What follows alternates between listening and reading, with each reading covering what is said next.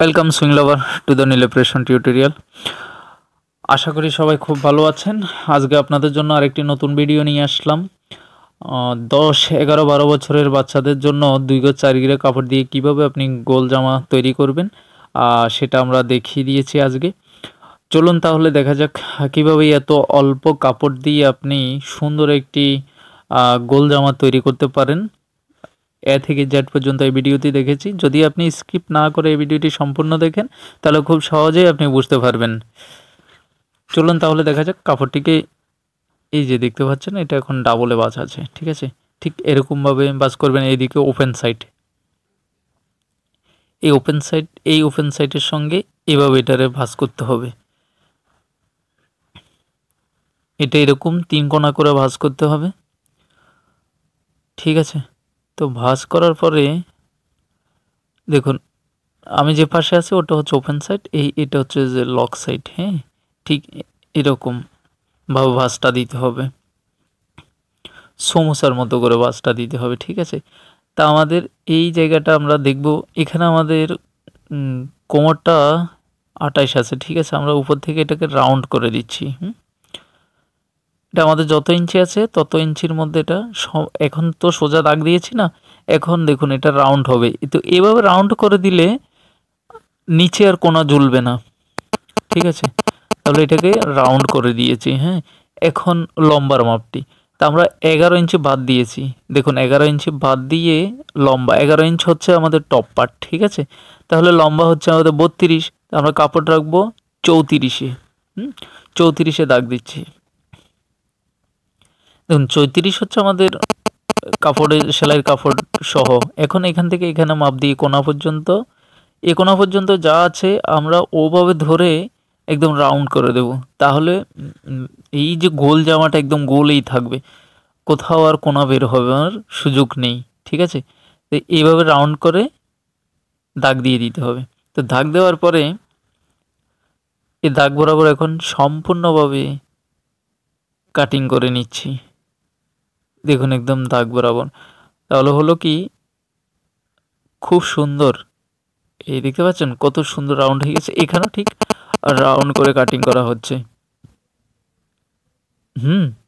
দেখুন এটাও রাউন্ড হয়েছে, এটাও।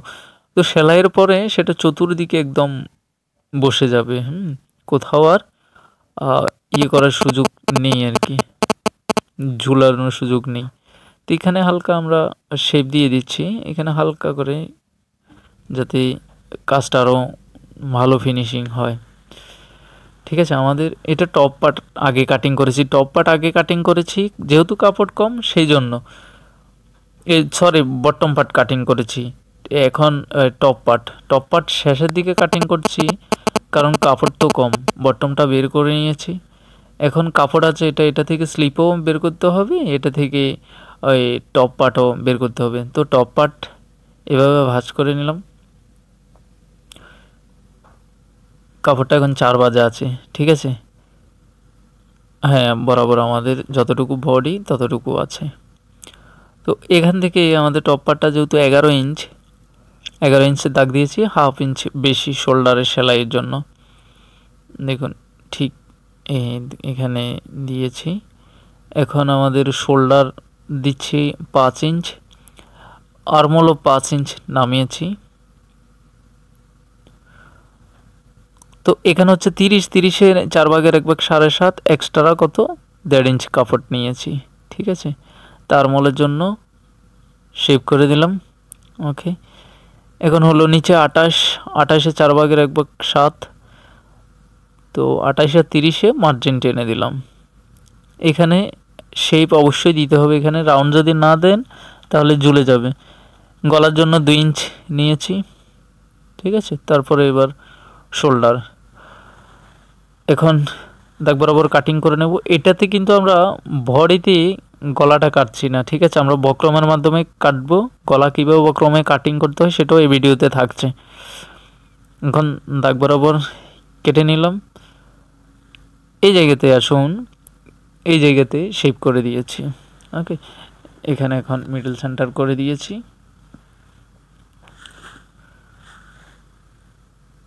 বডি বরাবর চাগান হয়ে গিয়েছে, ঠিক আছে। তো বর্তমান টপ পার্ট কাটিং এখন বাকি রইল কি স্লিপ। কাপড় যেহেতু সীমিত, স্লিপটাকে এভাবে দিচ্ছি, ঠিক আছে। তো স্লিপের হচ্ছে যে স্লিপ আপনার মতো দিতে পারেন, কাস্টমারের রুচি অনুসারও দিতে পারেন। তো এখানে আমরা ঠিক 6 ইঞ্চ নিয়েছি আরমোলের জন্য। স্লিপের লম্বা হচ্ছে 8 ইঞ্চ, ঠিক আছে। তো এখানে কাপড় যেহেতু সীমিত, জোড়া দিতে হবে।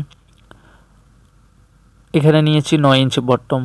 9-এর সঙ্গে এই 6-এর এভাবে শেপ করে দেব। এটা এবার সোজা করে কেটে দিলাম। এখন শেপ বরাবর সম্পূর্ণভাবে কেটে দিয়েছি, ঠিক আছে। এবং দাগে দাগে কেটে নিয়েছি, এটা সমান করে দিচ্ছি। এখানে জোড়া দেব। হ্যাঁ,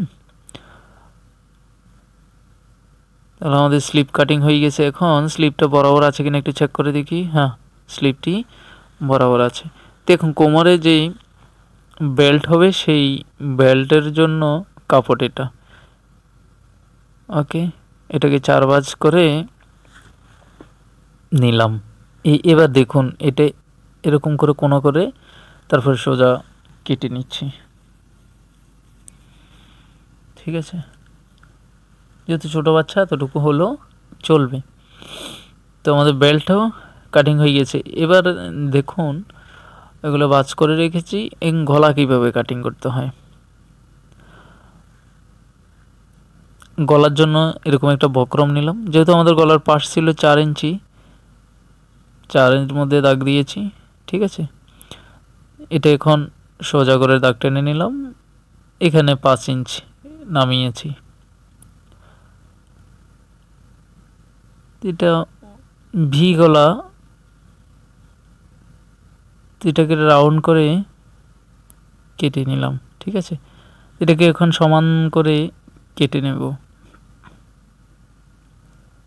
সমান করে ধরে কেটে নিয়েছি। দেখুন ভি গলাটি কত চমৎকারভাবে কাটিং হয়েছে। আমরা পিছনে কিন্তু হুকের জন্য বক্রম একসঙ্গে নিয়ে নিচ্ছি, ঠিক আছে। পিছনে হুকের জন্য কাটা হবে, হুক বা বোতাম আমরা যেটা ইচ্ছে দিতে পারি যাতে ব্যবহার করতে সুবিধা হয়। তো এটাকে এইভাবে কাটিং করে নিতে হবে। রাউন্ড করে নিচ্ছি। বন্ধুরা এতক্ষণ আমাদের সাথে থাকার জন্য অনেক অনেক ধন্যবাদ। ভালো থাকুন, সুস্থ থাকুন। দেখা হবে অন্য কোনো ভিডিওতে। ততক্ষণ পর্যন্ত ভালো থাকুন। আমাদের গলা কাটিংও হয়ে গিয়েছে।